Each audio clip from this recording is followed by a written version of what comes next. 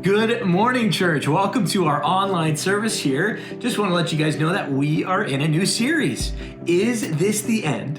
And why you don't have to be afraid. Now, when I started thinking about being afraid and the end, I thought of just a character in the Bible named Joshua. Joshua taking over the leadership from Moses is pretty intimidated, and God comforts him by saying, "Don't worry, I will never leave you, forsake you. Be strong and courageous, for I am with you." Beautiful, beautiful stuff, right? That allows us to see in the day-to-day God is with us, but even in the macro, the big, God is with us and in control, and we don't have to be afraid about it. So as we look to the end, we're going to be looking at what Jesus says about it and why as a Christian we can feel peace in light of some of these bigger questions. Now, if you are a part of the Olive Branch and want to get plugged in a deeper way, make sure to go to tob.ca/life groups or just the normal website and find the life groups tab. And if there's any life group there that interests you, make sure to sign up and we will connect you with the leader and get you plugged in for our spring life groups. Our first winter session went great and we're excited about relaunching. So guys, we hope you enjoyed today's service and we'll see you here again next Sunday.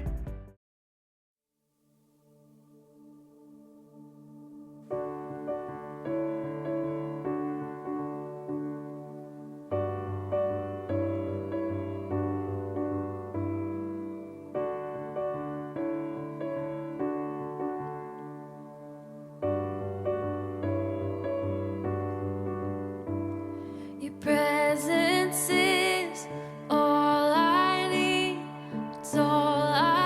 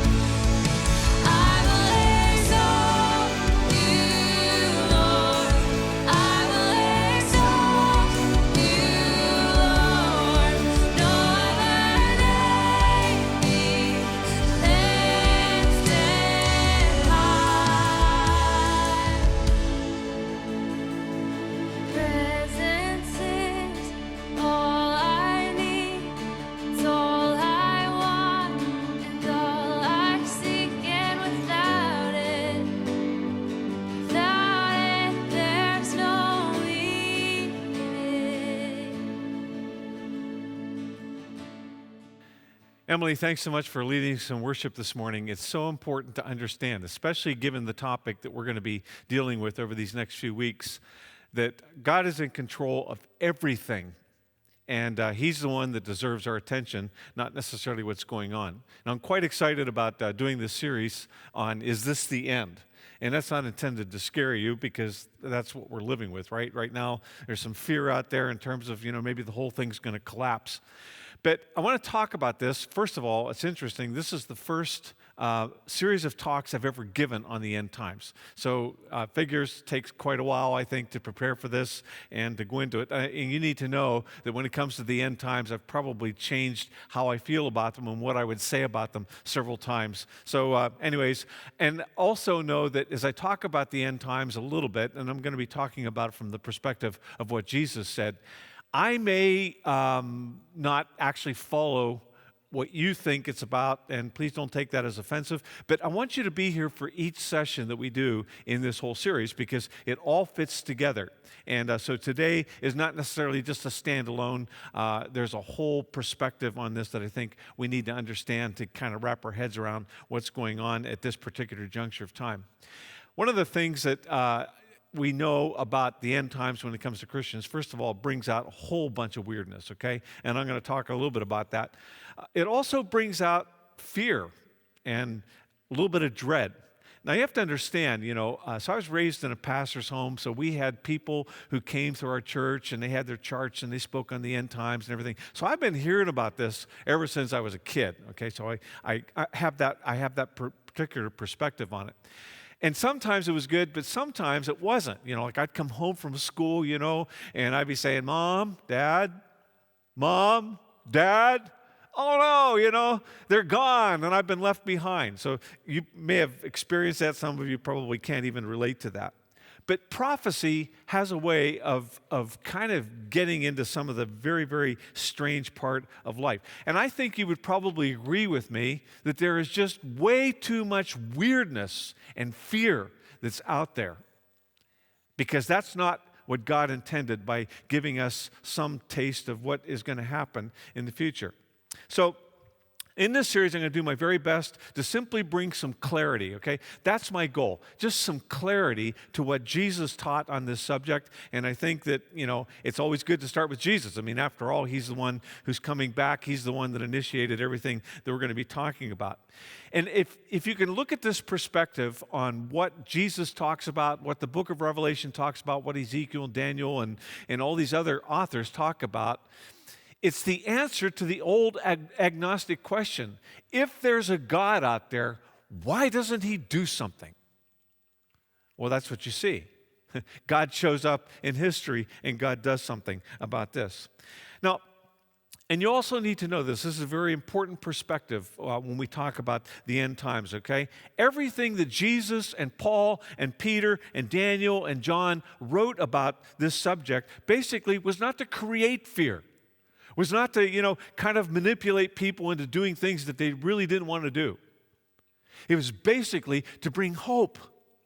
To say, wickedness and evil and suffering will not continue on forever until just, staggers into some pit.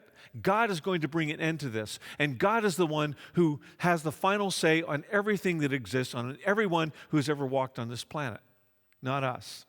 It's important to understand that. So we're going to limit our teaching in this series. I'm going to touch on some other passages, but we're going to pretty much limit it to what is called the Olivet discourse, which is what Jesus had to say in Matthew chapter 24 and 25.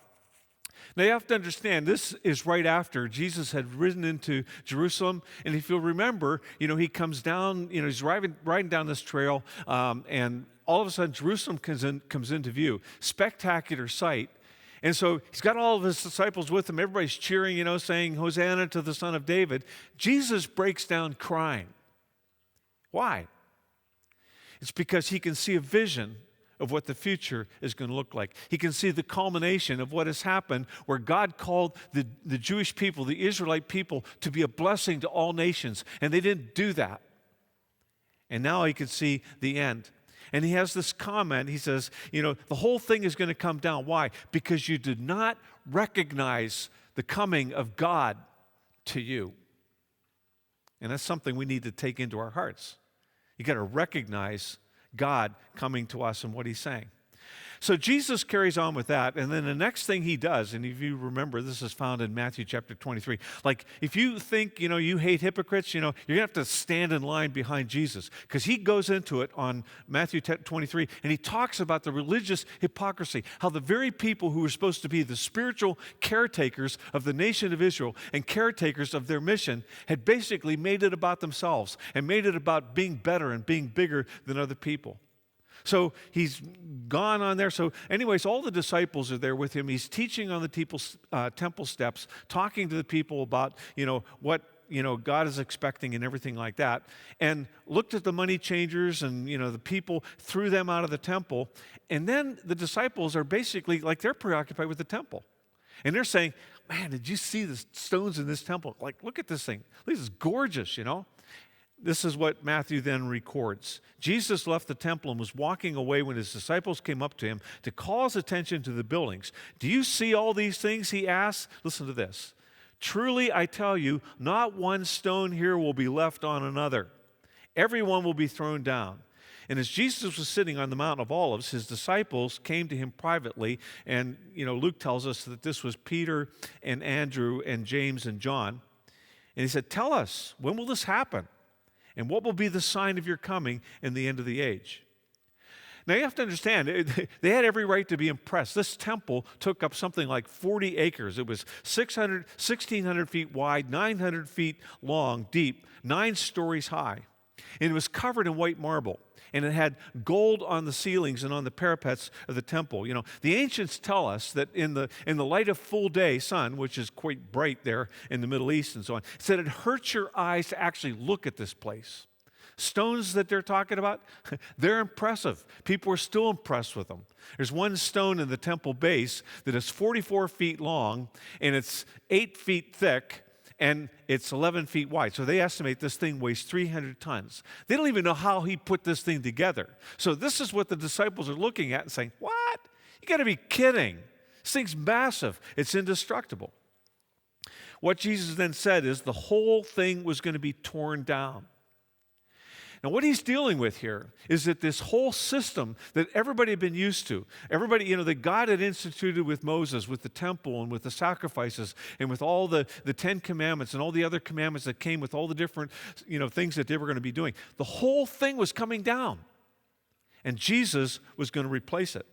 Now, what you have to understand is that there are 3 questions that really form the base of what Jesus says in this passage. The first question is, when he's talking about the destruction of the temple, when's this going to happen? The second question is, what's going to be the sign? Like, how are we going to know? And then the third question is, what is the sign of your return? And I want to tell you where I have in the past probably made my mistake. There's been a lot of stuff. I don't know if you remember the whole series Left Behind. It kind of started with Hal Lindsey's book, The Late Great Planet Earth. Some of you may remember some of that. And so what that does, what that tends to do anyways, is it kind of balls up everything that Jesus says here, and it kind of sends it by Canada Post out to the end of all time. So that's kind of so what he is saying here in 30 AD, it means, he's talking about some place out there in the 2000 and something or 3000 something. It's something in the future, okay? So that's kind of where, kind of the Left Behind movement and everything like that goes. And that's where I tended to be. What Jesus is dealing with, though, is these 3 questions. He's not talking about, sometime in the future, everything's going to happen. Now, if you look at what he's saying in the light of these 3 questions, it makes a lot more sense. For example, there's been all kinds of weird stuff that's gone on, in the whole context of this. Back in the mid '80s, a guy by the name of Edgar Whisenant wrote a prophecy book entitled 88 Reasons Why the Rapture is Going to Take Place in 1988.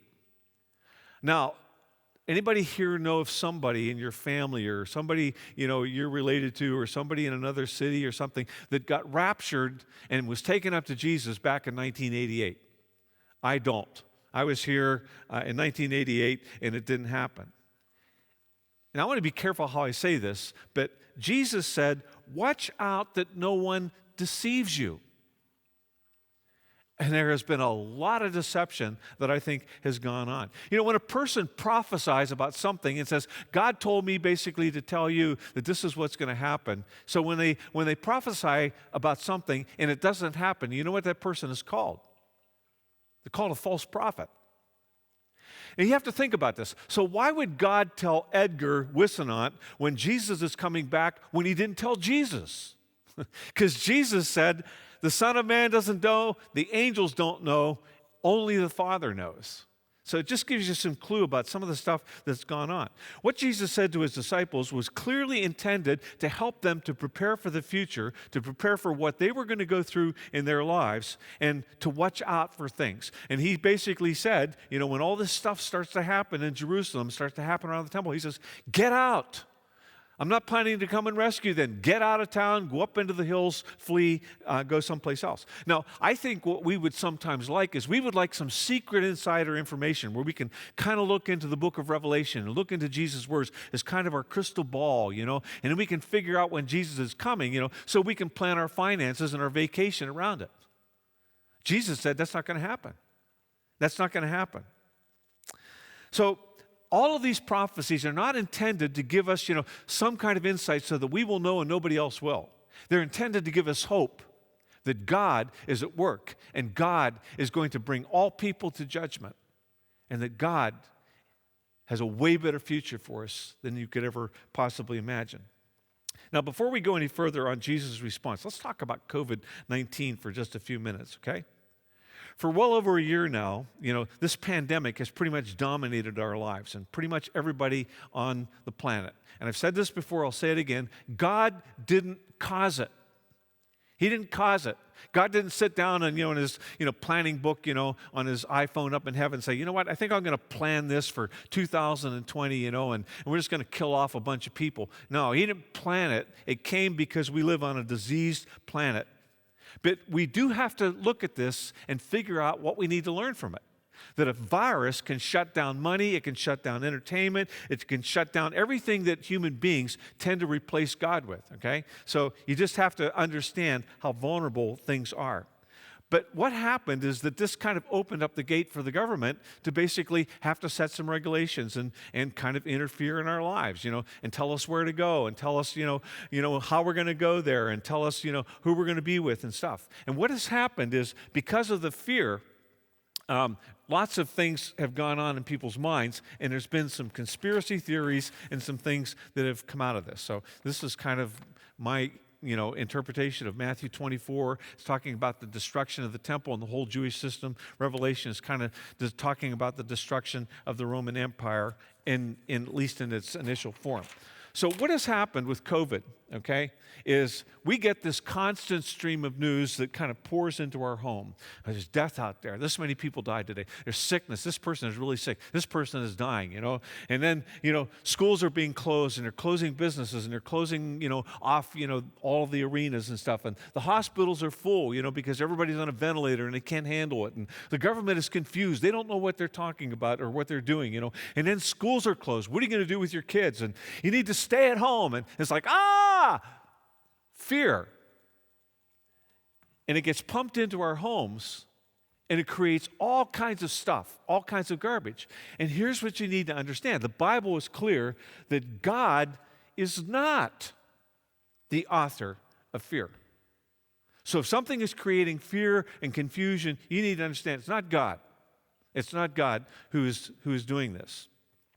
Now, I just want to warn you too. I mean, there's other stuff that's gone up, you know, gotten caught up in this and so on. And that is that when there's you know, suspicion, there's kind of this soil, you know, and it's threat and limitations and fear and disruption and uncertainty. And what it tends to grow is, let's look for somebody to blame for this. Sometimes the government gets blamed. What we're seeing in our culture is really destructive. It's like, let's blame a person, let's blame a nation for this. And you need to understand that is just wrong. Because nobody caused this thing. It just is because of the receptive nature of our world to disease and viruses and germs and all this stuff. And I'll tell you, if you get involved in this, you are straying away from God. He has nothing to do with racism or anything like this, is looking for somebody to blame. Now, one of the conspiracy theories that's come up out of this. And I'm just going to deal with it because I think I need to, okay? And it's basically that if you get the COVID vaccine, it's the mark of the beast. If that's true, I'm in trouble because I got vaccinated about 2 weeks ago. Now, let me just read the passage, okay, that talks about the mark of the beast, because this, I think, will bring some clarity. And this is found in Revelation chapter 13, verses 16 to 18. It, speaking about the beast, also forced all people, great and small, rich and poor, free and slave, to receive a mark on their right hands or on their foreheads, so that they could not buy or sell unless they had the mark, which is the name of the beast or the number of the name. This calls for wisdom. Let the person who has insight calculate the number of this beast, for it is the number of a man. Now, honestly, this, has created all kinds of chaos down through the years. I mean, even in just the last century alone, just craziness. Now, what Jesus said to John and what he wrote in the book of Revelations, they were intended, you have to understand, intended for the original listeners. You can't just bypass all the people who got this letter. It says that he sent it out to 7 churches, okay? That was the original target of this letter, okay? Now, Jesus is talking to his disciples about words, you and this generation, which means he's talking about them. He's talking about stuff that, for the most part, they're going to face in their lives. John in Revelation identifies his audience, okay? 7 actual churches, so that's who it was being written to. But what you have to understand is this is not crystal ball stuff. This is not, let's look in here, let's dig through the news headlines and stuff, and let's say, ooh, this looks like that, and try to, stuff it in there, because that just gets all kinds of weird stuff going on. Now, a lot of prophets, you have to also understand, from Revelation to Jesus, actually go back to previous prophets like Daniel and Joel, and so you have to kind of look back. This is part of an ongoing revelation of God about what is going to happen in history and the fact that he's in charge of it. Now, here's what you'll find interesting. It says, notice the number. Let the reader notice the number. Now, if you do a little research, what you find out is that the Hebrew literature identified numbers to letters, and the number 666, guess what it spells out? Nero. It's a historical person. You probably heard of him, He tortured and slaughtered Christians, and he was responsible for both Paul's and Peter's execution. Peter was hung upside down, crucified upside down with his wife. He was responsible for that. This guy was a monster. Like, he would send Christians out, with their children wrapped in sheepskins out into the arena to be butchered and captured by the wild animals. He beheaded people. He crucified people. He basically tied Christians to poles, dipped them in tar, and burned them in his gardens. This guy was a monster. And that's what you're finding out in this passage. Now, do you know that the mark of the beast has been identified with just about everything you can imagine down through history? Let's just look at the last, 100 years, okay? So back in the 20s and the 30s, okay, remember when FDR was president, people identified, the mark of the beast with the Social Security number. Well, if I don't have a Social Security number and I'm old, then I can't buy food. I can't do anything, Just think about it in terms of, Canadian culture, the SIN number, okay? So you get all kinds of weirdness out of that.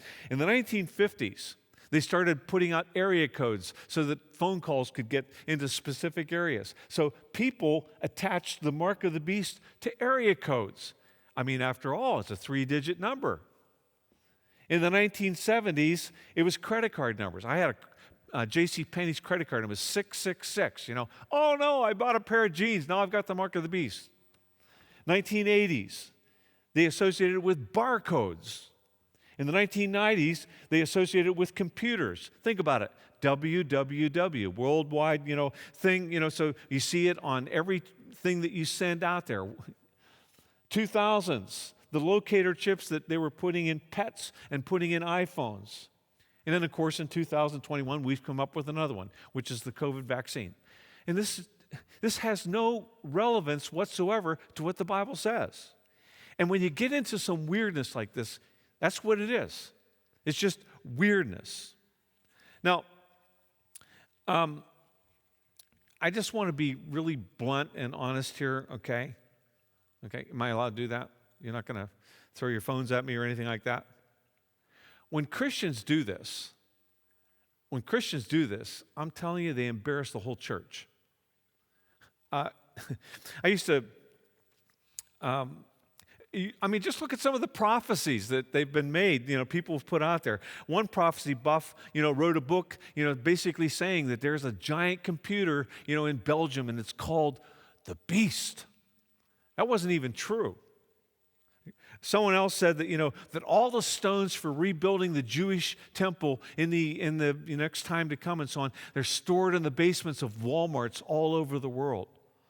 That's not true either. Basically, I remember hearing one prophecy, buff basically saying that right now, right this very moment, that Russia is raising horses out in a desolate part of the nation of Russia, and they're arming up for Armageddon because they're going to ride horses. It's crazy. When Ronald Reagan was president, so his first name has 6 letters, his last name, Reagan, has 6 letters, and they found out his middle name had 6 letters. Oh no, he's the Antichrist. And it just gets into all kinds of stuff. Years ago, I remember getting a note from somebody, they passed on some internet thing to me, basically saying, that it was letters, that we had to send letters to the FCC because Madalyn Murray O'Hair is going to cancel Christian broadcasting and everybody needed to write to them. And I thought, I think I'm going to call the FCC and find out if this is true or not. You know what they said? That's absolutely not true. Every few years, one of those letters goes out, and we get all kinds of letters from crazy Christians, opposing something that's not even on the books. And what happens when we just fall for bait like that? We look stupid. We look like we don't know what's going on in the world. Now, how many of you would like to know what the overriding theme is about all that the Bible says about the end times? How many of you think it's something along the lines of be worried, be afraid, be filled with dread because it's going to be really, really bad? I hope not. How many of you think what you need to do is you need to look through all the literature and try to figure out when it's going to happen so you can tell all your friends? Well, that's not there either. How many of you think it says you got to just obsess over the details, like look at the details and just study them and study them and study them and come up with theories about what they mean? Well, it doesn't say that either. Here's a few clues that may help you. Many of the references taken from other Old Testament prophets, and I'm just going to put this up here as kind of a reminder of some of the clues that you can look for. So you need to take a look and see which Old Testament prophets are quoted. For example, Jesus, when he talks about, the desolation in the temple, and the abomination that's going to be erected there, Daniel writes about that. And so he's referring back to Daniel. So you have to look and see what that says. You have to look at the context. In this case, Jesus, when he's talking about, the temple and about it going down and the whole system being, closed down and what's going to happen in Jerusalem, this comes right on the tails of him riding into Jerusalem and seeing what's going to happen and crying over Jerusalem because he knew it was going to be the end of a whole system that had been set up. He knew that these people had failed at the mission of getting good news out to all the nations. So that's the context. Jesus is answering the questions that his disciples have asked. You can't just ignore that when you're looking at this. The third thing you need to understand is the apocalyptic language. You need to read through the book of Revelation. I'm telling you, you read about horses riding on dragons, that have 7 heads and 10 horns and so on. And you have to realize this is language about the end. It's not intended to be taken literally. And if you take it literally, you'll take it off into some really weird place. It's intended to be symbolic language. The fourth thing you need to understand, and this is what you see in the book of Revelation especially, it's God's judgment on evil empires. Rome had become an evil empire. Daniel was the one writing about that. I saw an image of this beast, and he's describing Rome, the Roman Empire. He says, it terrified me. It scared me. Because it was trampling on everything. It was just tearing everything up. It's God's judgment on evil empires.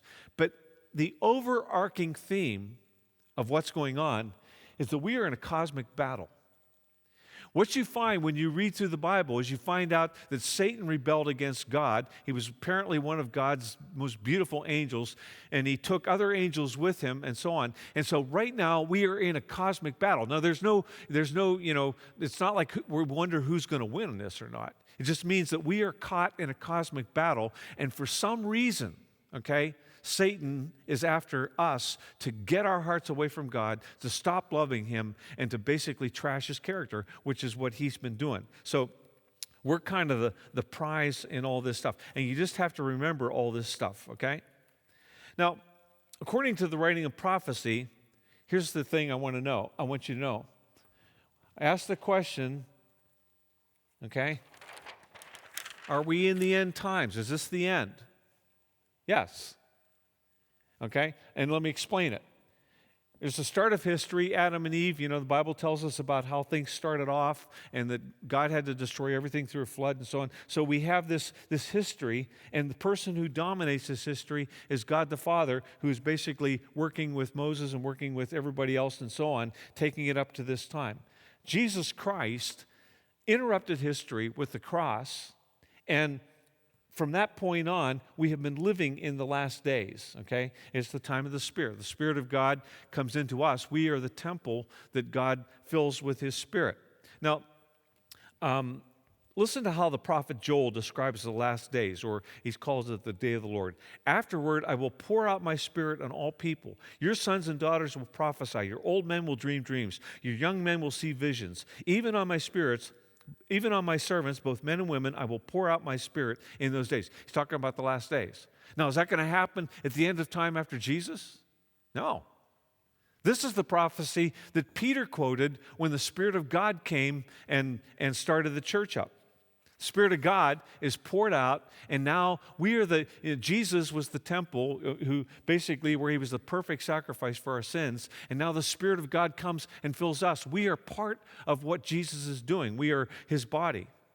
Listen to how Paul puts it in a letter to his protege, Timothy. Listen to this. But mark this, there will be terrible times in the last days. Oh, my word, terrible times, okay? Listen to what he says. People will be lovers, sorry about that. People will be lovers of themselves. We live in a selfie generation. Check people's phones. Find out how many pictures they have of other people on their phones. Selfie world, okay? Lovers of money. Wow. Gold dominates. Money dominates. Boastful, proud, abusive. Boy, does that describe us or not? Just, look at some of the stuff that's out there and what people say about other people. Disobedient to their parents. Wow, this is the time, when most teens rebel against their parents and don't want to hang with them, okay? Ungrateful. Oh, my word. Unholy. Without love. When was the last time your kids went out and played, in the cul-de-sac or the street where you live, and the rule was basically, treat other people like you would want to be treated? No, it's the survival of the fittest, okay, out there. Not lovers, without self-control, without love, unforgiving, slanderous, without self-control, brutal, not lovers of the good, treacherous, rash, conceited, lovers of pleasure rather than lovers of God. We love pleasure, don't we? Having a form of godliness but denying its power. And then he says this, have nothing to do with such people. Oh, my word. He's talking to people back in, this would have been probably 60 AD. That's what people were like back then. These were the last days. They'd already started. And that's the point, that's what you see in the prophets of the Old Testament. They talked about the last days as when God would send his anointed king, Jesus the Christ, and he was going to come and he was going to intervene in history and inaugurate his kingdom and build his kingdom. Now, when Jesus was asked about this, right before he was executed, he said, my kingdom is not, made up of thrones and castles and, and all this stuff. My kingdom is not of this world, he said. He said his kingdom was a kingdom of people's hearts and people's lives. And he wanted people who were part of his kingdom to go out and talk about the good news and be good news wherever they went and spread it. Now, what nobody expected at this juncture, Paul talks about this, and we'll maybe talk about it later on, as a mystery. And he talks about this, I think, in Ephesians, and he talks about a lengthy time when the good news is primarily spread among the Gentiles. And you really don't hear too much about what's going on in Judaism. Although, when Israel became a nation again in 1947, something happened there. So we don't know exactly what that is. But this threw everybody off. And especially threw the Pharisees off, because they thought, well, he's going to come, he's going to set up a physical kingdom, and we're probably going to be leaders in it because we're leaders now and so on. And he will, rule the world, and he'll take down the Romans and do all that now. Now, he was going to take down the Romans. But what he used to take down the Roman Empire was the blood of his people who spilled their blood at the hands of the Romans. Now, that's what we see, and I just want to kind of explain it if I can. It's not a very good drawing, but hey, you know me. My art is always amazing. So let's say this is not, intended to be a megaphone. This is like binoculars, okay? And the prophets were looking out into the future. And many times what they looked at, it appeared like, okay, if you've ever been in the mountains, you look out them, and one's, dark blue, one's a little bit lighter blue, one's a little bit lighter blue, and so on. And the peaks look like they're, just maybe, I don't know, 100 feet apart. You actually get out there, and they're like 100 miles apart, or sometimes more than that. And that's what you see. You see the Roman Empire, that's what Daniel saw. And then you see the Messiah coming. They talked about that he was going to come, and so on. That's what Daniel talked about, specifically pretty much when he was going to come. And then you see the end of everything, and there's like 2,000 years at least between those two peaks. And so that's many times how things happen. Sometimes what happened is there would be a prophecy fulfilled, and then it would be fulfilled again. It was like a two-pronged thing. For example, when Daniel talks about, the abomination of desolation in the temple, well, that happened back with Antiochus IV. We're going to be talking about this next week. But it happened with Antiochus IV back in the 160s, okay, when he came in and defiled the temple. And it also happened when the Romans came in and basically crushed Judaism and took over the temple. Now, with that foundation, let's read on about what Jesus said in answer to his disciples' question. Listen to what he said. Watch out that no one deceives you. For many will come in my name, claiming I am the Messiah, and will deceive many. And that's happened. All kinds of people down through history have come along and said, you need to follow me, because I'm the representative of Jesus now, and I'm the new Messiah. I came along, and, Joseph Smith did this, and Charles Taze Russell did this, and Muhammad did this, and so on. I'm kind of the new version of the Messiah, claiming I'm the Messiah and deceive many, and that's true. Millions and millions and millions of people have been deceived. He says, you will hear of wars and rumors of wars, but see to it that you're not alarmed. Such things must happen, but the end is still to come. Nation will rise against nation, kingdom against kingdom. That's certainly happened, right? And there will be famines and earthquakes in various places. That's happened. My word, the earthquake and the tsunami that happened just back in about 2000. All these things are the beginning of the birth pains. Now, it's really important to notice what Jesus is saying here. He's saying that all this stuff that we experience, when we, see, like in World War II, Hitler, people thought he was the Antichrist. And people are saying, oh, no, it's the end times, it's the end times. Well, it's nation against nation, kingdom against kingdom. He says this stuff is going to happen. And none of this is the sign that the end is here. Now, most of you don't remember the Cuban Missile Crisis. You're probably too young for that. I was just, I don't know, 2 or 3 when that happened, actually, a little bit older than that. But I used to have this teacher by the name of Mrs. Shallot, and she loved to talk about a nuclear holocaust. And we were, like we were in the middle of a Cold War, and we're thinking somebody's going to, press the wrong button and the whole thing's going to end, And so I thought, well, this probably is going to be the end. And it's like Jesus said, nah, that's history as usual. There's going to be all kinds of saber rattling and threats and all this stuff. So don't be misled. Don't get fooled. Don't be deceived. Don't run around thinking, oh, no, the sky is falling. Then Jesus moves on to a specific warning for them. And he's answering their question here. Then you will be handed over to be persecuted and put to death. Notice he's not talking about, people in the end times. He's saying, no, you. You will be handed over to be persecuted and put to death, and you will be hated by all nations because of me. At that time, many will turn away from the faith and will betray and hate each other. And that's exactly what happened. When Paul came in and he started persecuting the Christians, he basically tried to get them to turn against Jesus and turn against their family and turn them in, okay? And many false prophets will appear and deceive many people. That happened, in the first century. Paul had to deal with this in dealing with the Corinthians. He says, you got these super apostles, and they're coming in. He says, and they're wrong. And because of the increase of wickedness, the love of most will grow cold, okay? But the one who stands firm to the end will be saved. And the gospel of the kingdom will be preached in the whole world as a testimony to all nations, and the end will come. Now, Jesus, at the beginning, had told his disciples, told people, he says, it's going to be dangerous to follow me. He said it could be lethal. It could be bad for your health. And that fear would sometimes get the better part of family members. And they're thinking, well, I'd rather, turn somebody in than get turned in, and the families would be ripped apart. When you look at the book of Acts, which takes you up to about 60 AD, you can see exactly what Jesus is talking about. He said, that they all got hauled in before the Sanhedrin. And then they got beaten. In other words, they get scourged, just like Jesus, where they had their backs laid open, okay? And then, they got threatened. Stephen got stoned. And then James gets executed. And then Saul starts on his rampage until God knocks him off his horse and makes him into a preacher, which is another story. Then Nero comes in to power, and all hell breaks loose. So it was bad for your health to follow Jesus. That's what Jesus is saying.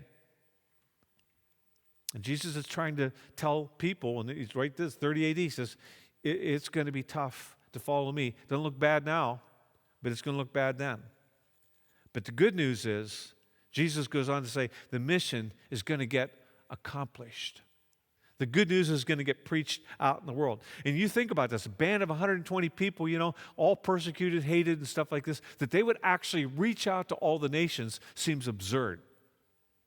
But by 320 AD, the Roman Empire had actually succumbed to following Jesus Christ. But there was a cost. Paul spread the good news of Jesus all around the Mediterranean rim.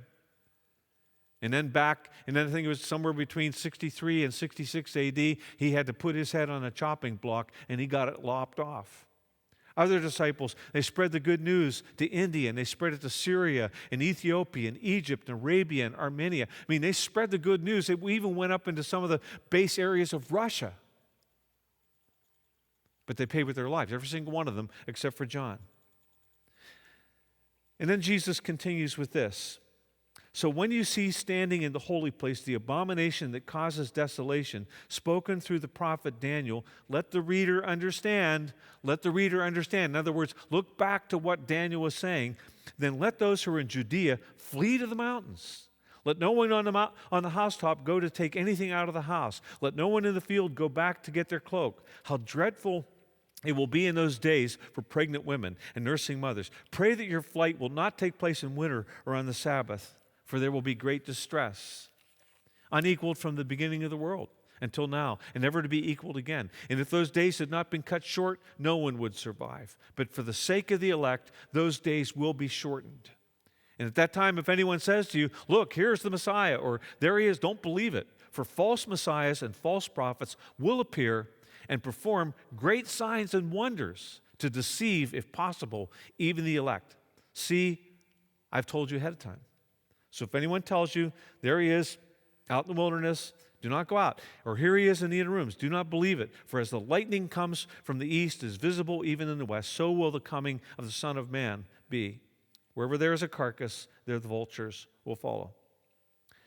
Now, there are some Bible teachers and authors who think that this whole thing is about the future.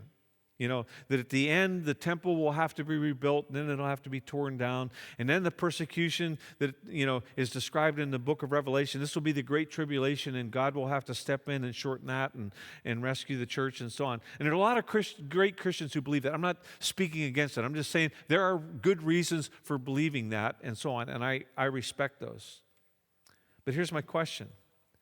Is that how Jesus is speaking to people? The people that Jesus is speaking here would have interpreted those words? Would they have heard Jesus speak about this and read this and had this read in their churches, for 100 years, and they're watching the whole thing happen there in Jerusalem, say, yeah, well, that's for some future time. That's not for now. I think they probably would have interpreted as it being now. And we're going to talk about that more next week and in the weeks to come. Now, there are some things that I just want to say in closing, okay? And the first is, if something is truly worth living for, then it is also worth dying for. I almost lost my dad to a cause, that he felt was worth dying for. I mean, he knew that when he joined the service, he was laying his life on the line. And you think about it, where would the world be if Nazism had prevailed? It was an evil, evil system. And it took a lot of work. People suffered a lot to bring down the whole superstructure of that whole thing. They still talk about it today, about, Hitler's secrets and his secret inner people and stuff like this. But I want you to go deeper than that. I want you to think about what's going on in our world. You've seen the pictures of starving children, haven't you? You've seen the pictures of children who die from stupid reasons because they don't have clean water to drink.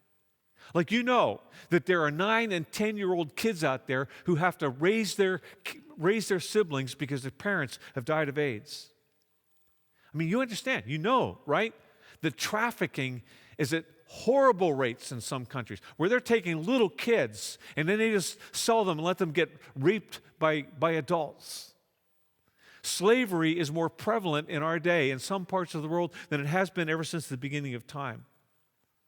Some of you are very conscious about how we've wrecked the planet, how we've contaminated the water, how we've contaminated the air, and now it's, affecting all of our world system, how we've cut down the rainforest, how we've done inestimable damage to just make a quick buck, just because we could.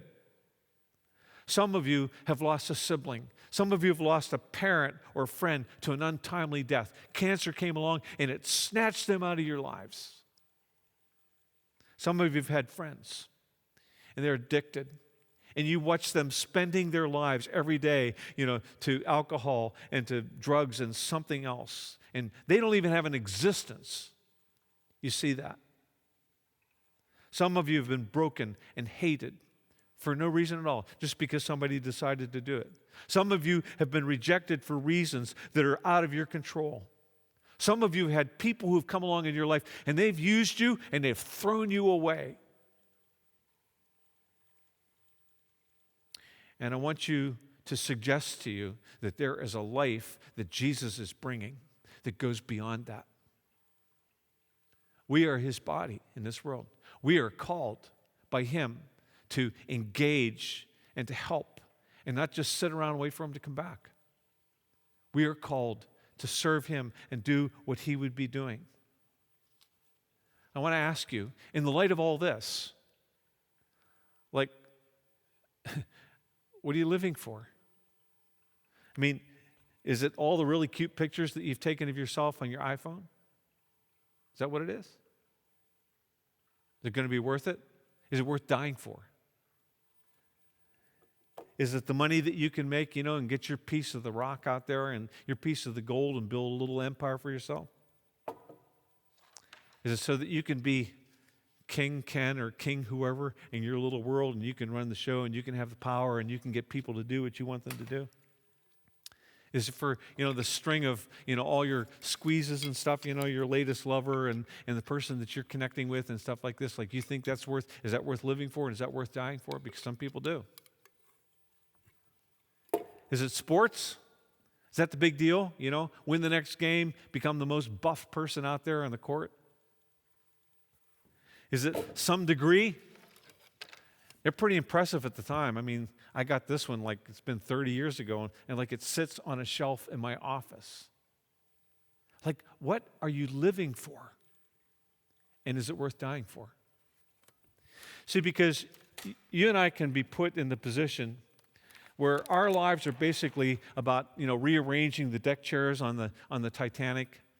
As the thing's going down, we're the orchestra that's playing Nearer My God to Thee.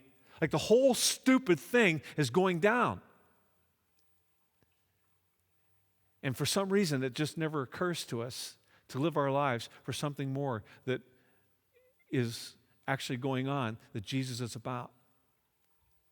Jesus calls us to live for something that is worth dying for.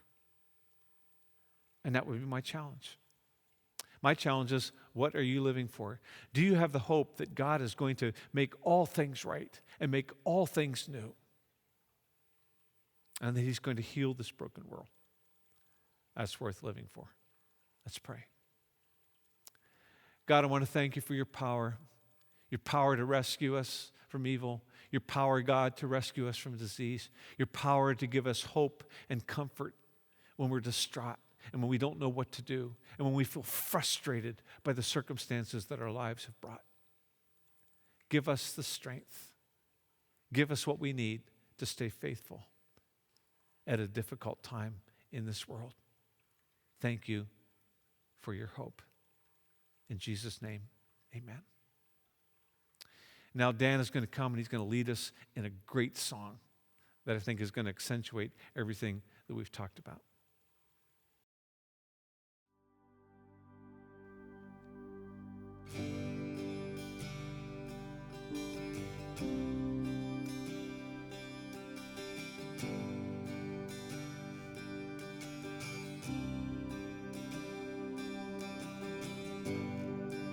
Worthy of every song we could ever sing,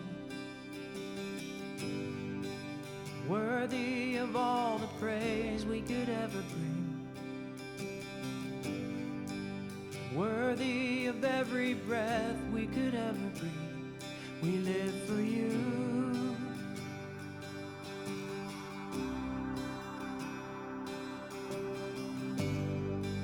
Jesus, the name above every other name. Jesus, the only one who could ever save. Worthy of every breath we could ever breathe. We live for you. We live for you. Holy, there is no one like you. There is none beside you. Open up my eyes in wonder. Show me who you are and fill me with your heart and lead me in your love to those around me.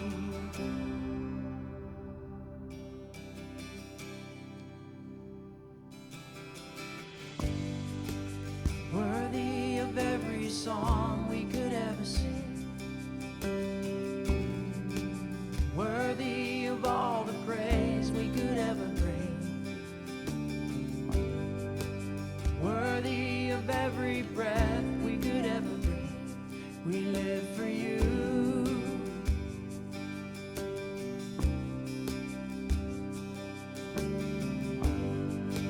Jesus, the name above every other name. Jesus, the only one who could ever save.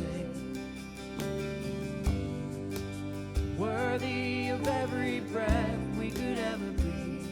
We live for you. We live for you. Holy, there is no one like you. There is none beside you. Open up my eyes in wonder. Show me who you are and fill me with your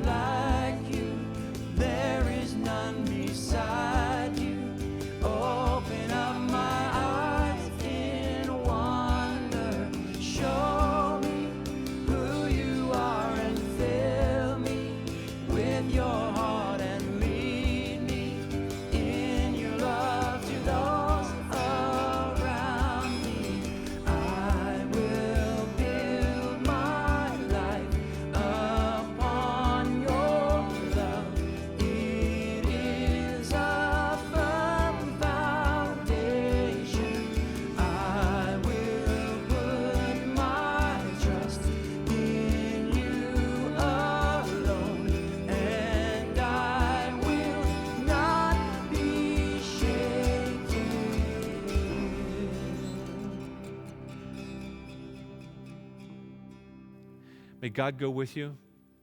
May He give you strength for whatever you face. May He help you to know that He's close.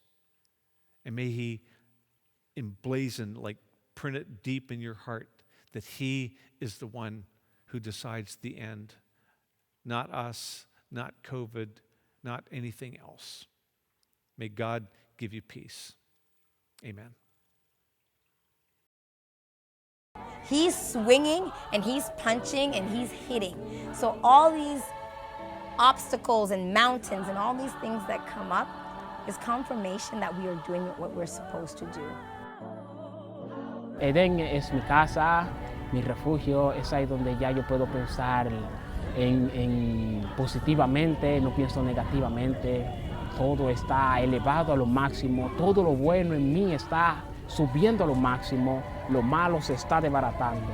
Ya antes, cuando yo estaba afuera, la felicidad era temporal, por tiempo pequeño, y la tristeza era grande a lo máximo.